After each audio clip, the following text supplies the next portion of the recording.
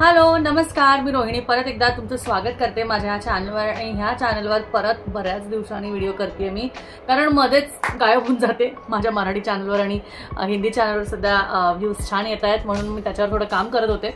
आणि यावर तुम्ही अभिप्राय आता देणं परत बंद केलंय, म्हणून मग मी विचार केला की चला थोडासा वेळ घेऊया आणि मग एक छानपैकी व्हिडिओ करूया तुमच्यासाठी। तर आजचा व्हिडिओ खूप छानपैकी घेऊन आलेली आहे। व्हिडिओ मस्त आहे, पूर्ण बघा, ऐका, तुम्हाला खूप मस्त वाटेल, छान वाटेल। तर आपल्या आयुष्यात जो कोणी व्यक्ती येतो, मग तो कोणी असू दे, आपला लाईफ पार्टनर असू दे, आपली मुलं असू दे, आपले आईवडील असू दे, आपला बॉस असू दे, आपलं कलिग असू दे, कोणीही असू दे, तर तो व्यक्ती आपल्या आयुष्यात कसा येतो, तर आपल्या आयुष्यात कुठे ठरलेलं नसतं किंवा कोणी ठरवत नाही की ती गोष्ट, ती व्यक्ती आपल्याकडे या दिवसाला येणार आहे, किंवा असं तुम्ही ठरवता की ओके ह्या दिवशी माझा इंटरव्ह्यू आहे आणि मीही माझ्या बॉसला ह्या दिवशी भेटणार आहे, किंवा माझ्या नवीन कामात मी ह्या व्यक्तींना भेटणार आहे, हे तुम्ही ठरवता। पण हे ऍक्च्युली तुम्ही ठरवलेलं नसतं, हे कोणीतरी वरती कुठेतरी कधीतरी ठरवून दिलेलं असतं।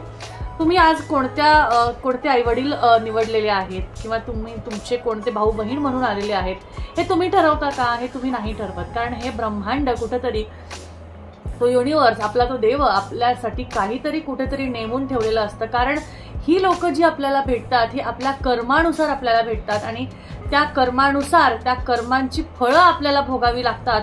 म्हणून आपल्या वाटेला अशा वेगळ्या वेगळ्या व्यक्तींचा साठा आपल्याकडे असतो। कोणाचा नवरा चांगला असतो, कोणाचा नवरा वाईट असतो, कोणाचा भाऊ चांगला असतो, कोणाचा भाऊ अगदी त्याला विचारतच नाही, कोणाची बहीण इतका जीव लावते, कोणाची बहीण त्याला बघतच नाही, आई अशी असते, कोणाची आई इतकी जीव लावते की फार शेवटपर्यंत तिचा सहवास त्यांना मिळतो। आणि काही आया अशा असतात ज्यांना त्यांच्या त्यांचं नातं कुठेतरी तुटून जातं, कुठेतरी ते राहून जातं। तर ह्या गोष्टी का घडतात? तर जो व्यक्ती आहे आणि त्या व्यक्तीचं त्या दुसऱ्या व्यक्तीशी जे नातं आहे, ते नातं आधी कुठेतरी होतं, ते नातं आधी कधीतरी कुठेतरी होतं, आणि त्या नात्यामागे कधीतरी कोणत्या तरी तुमच्या जन्मात, पूर्वजन्मात काहीतरी त्यांनी भोगलेलं आहे, काहीतरी तुम्ही भोगलेलं आहे, म्हणून ह्या जन्मात त्याची आपण म्हणतो ना की साठा लोटा, किंवा त्याच्यावरचं जे आपण म्हणतो की बॅलन्स करणं, म्हणून तुम्ही त्या व्यक्तीला भेटतात। आपल्या डोक्यात असा बऱ्याचशा वेळेस विचार येतो, बापरे, त्या श्रीमंताच्या घरी त्याचा जन्म झाला म्हणजे त्याचं नशीब तर खूपच भारी असेल, तर त्यांनी चांगले कर्म केले असतील, त्याच्या मागच्या जन्मी खूप चांगले त्यांनी कर्म केले असतील, म्हणून ह्या वेळेस त्याला राजयोग अगदी चांदीच्या चमच्याने सर्वात पहिला त्याला घास खायला मिळत असेल, कारण मागचे कर्म त्याचे खूप चांगले असतील। आणि त्याचबरोबर आपण एखादा गरीब व्यक्ती खूप त्रासातून जातोय, त्याला खूप यातना होत आहेत, अशी लोक जेव्हा आपण बघतो तर आपण म्हणतो, बापरे, किती ह्याची यातना, किती ह्याच्या गोष्टी, का नाही देव ह्याच्यावर दया करत? तर का नाही करत? का तर त्यांनी कधीतरी खूप कुकर्म केलेली असतात, आणि त्या कुकर्माचा त्याचं फळ म्हणून, त्याच्या गोष्टी म्हणून तो ह्या जन्मात ते भोगत असतो। आपण म्हणतो की का नाही देव असं करत, का सगळ्यांना श्रीमंत करत नाही, का सगळ्यांचे द्वेष, त्यांचे त्या ज्या वाईट गोष्टी आहेत त्या का नाही एकाच रात्रीत तो नीट करून टाकतात?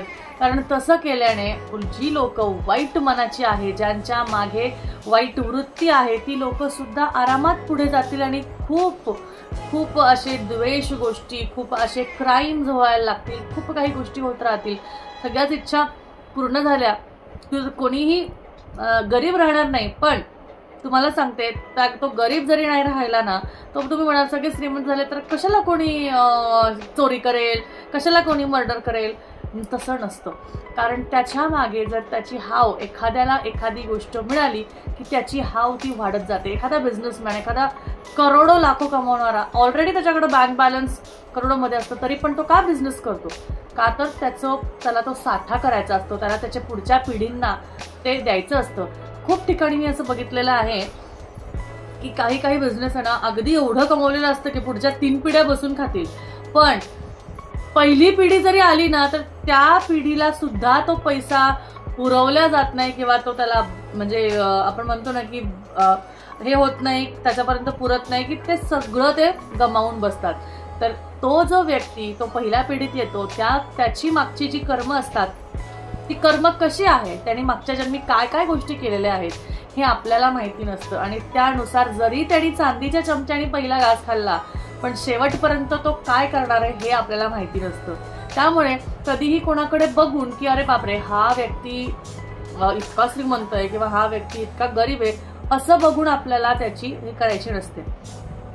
आपल्या आयुष्यात जो कोणी लाईफ पार्टनर येतो, आपल्या आयुष्यात जे कोणी आई वडील असतात, आपल्या आयुष्यात जे कोणी आपले भाऊ बहीण टीचर जे कोणी असतं त्यांचं त्यांना तिथेच आपण थँक्यू म्हणायला हवं, तिथेच आपण कृतज्ञ व्हायला हवं. का तर ह्या जन्मात जी काही कर्म आपण करूयात, आता ठीक आहे आजचा दिवस, आजच्या दिवसाच्या आधी ज्या काही वाईट गोष्टी मी केल्या असतील त्यासाठी होओपोनोपोनोची जी प्रेयर आहे ती तुम्ही म्हणायला हवी. मी तुम्हाला सांगते त्यामध्ये काय असतं, सॉरी प्लीज फॉरगिव्ह मी असं म्हणून तुम्हाला त्याचं आहे असं की sorry please forgive me, I love you, please forgive me, माझ्या चुका माफ करा. त्याची एक खूप छान प्रेयर आहे, आता मला ती आठवत नाहीये. कारण शक्यतो मी तुम्हाला सांगू का, मी कुठलीही प्रेयर टेक्निक वाईज करण्यापेक्षा मी सरळ म्हणते की माझ्याकडून ज्या चुका झालेल्या आहेत त्याच्यासाठी मला माफ करावं. न कळत माझ्याकडनं ज्या चुका घडलेल्या आहेत त्या तुम्ही त्याच्यातनं मला कसा मार्ग काढायचा आहे ते तुम्ही मला समजून सांगावं. मी माझ्या स्वामींकडे म्हणते, मी कोणतेही आपले गुरु असतात, आपले देव असतात, त्यांना म्हणते की ठीक आहे आजपर्यंत ज्या मी चुका केल्या त्या तुम्ही पदरात घ्या, पण ह्यापुढे मला चांगले कर्म करण्यासाठीच ताकद द्या, शक्ती द्या असं मी म्हणत असते.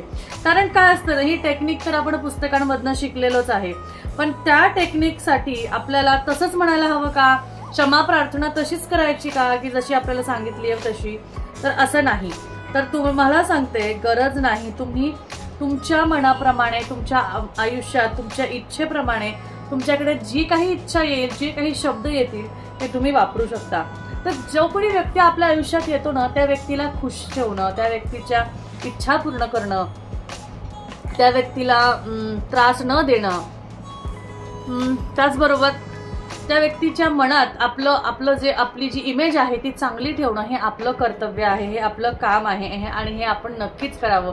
कारण काय होतं ना, कोणालाही ज्यांना आपण कधी दुखवतो किंवा त्रास देतो त्याच्याने आपल्याला स्वतःलाही थोड्या वेळासाठी त्रास होतो आणि आपण त्याने आपले कर्म बांधतो, चांगले असो वाईट असो आपण त्याने हे कर्म बांधतो आणि त्यामुळे त्याचा त्रास आपल्याला 1 दिवस 2 दिवस 4 दिवस होतो आणि आपण विसरून जातो, मग ती गोष्ट पुढे चालत असते. त्याच्यामुळे ब्रह्मांड ठरवतो की तुम्हाला कोणत्या व्यक्तीला कधी भेटायचं आहे, कधी काय करायचं. कारण तुमच्या कर्मानुसार, म्हणजे आता बघा मागच्या जन्मी जर का तुम्ही काही वाईट केलं असेल तर या वर्षी तुम्हाला तो व्यक्ती भेटून तुमच्याकडनं ते सगळं पार पाडून घ्यायचं असेल, तुमच्याकडनं ते कर्म करून घ्यायचं असेल म्हणून त्या व्यक्तीचा समावेश तुमच्या ह्याच्यात आहे.